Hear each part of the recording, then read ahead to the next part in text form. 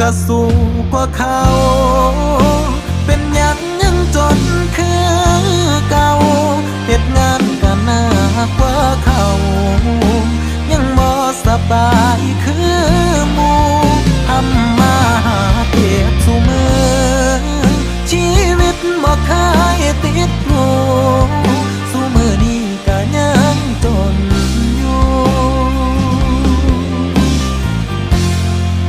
ก็บ่ฮู้สิสู้แน